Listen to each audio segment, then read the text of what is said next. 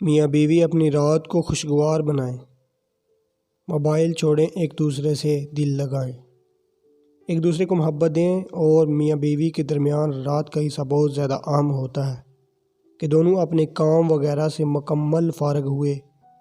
ایک دوسرے کے ساتھ اپنے دل کی بات کریں، اور یقین جانیں یہی وہ خوبصورت وقت ہے کہ اپنی ازواجی زندگی کو خوب سے خوب تر بنایا جا سکتا ہے۔ اس وقت بیوی کی باتیں سنی جائیں،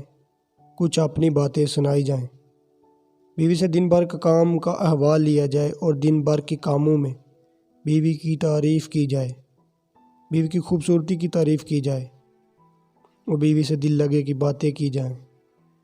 اس سے محبت وغیرہ کا اظہار کیا جائے۔ یہ اعمال بہت زیادہ ضروری ہیں کیونکہ دونوں میاں بیوی ہی دن بھر کا کام سے تھکے ہارے آرام کے لیے بستر پر آتے ہیں تو انہیں ایک دوسرے کے لیے پیار بھرے محبت بھرے الفاظوں کی ضرورت ہوتی ہے، اور یہ وہ وقت ہوتا ہے کہ دونوں کے منہ سے نکلے الفاظ سیدھے ایک دوسرے کے دل میں اترے چلے جاتے ہیں، بشرط دونوں کے درمیان موبائل اور ٹیلی ویژن جیسی فضول چیزیں نہ ہوں۔ یہ میاں اور بیوی دونوں ایک دوسرے پر حق ہے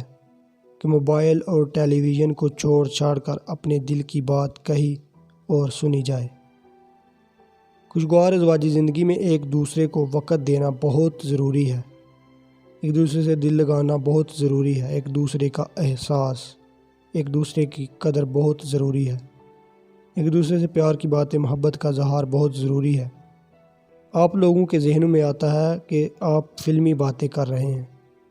ارے نہیں جناب، یہ سب تو ہمیں رسول اللہ صلی اللہ علیہ وسلم سے سیکھنے کو ملتا ہے کہ وہ اپنی بیوی کو اچھی طرح وقت دیا کرتے تھے، گھر کے کاموں میں ان کا ہاتھ بٹایا کرتے تھے، چلتے پھرتے بیویوں سے محبت کا اظہار کیا کرتے تھے اور بیوی کی دل جوئی کیا کرتے تھے۔ لہٰذا ہمیں بھی رسول اللہ صلی اللہ علیہ وسلم کی زندگی پر عمل کرتے ہوئے اپنی زندگی کو خوشگوار بنانے کی ضرورت ہے۔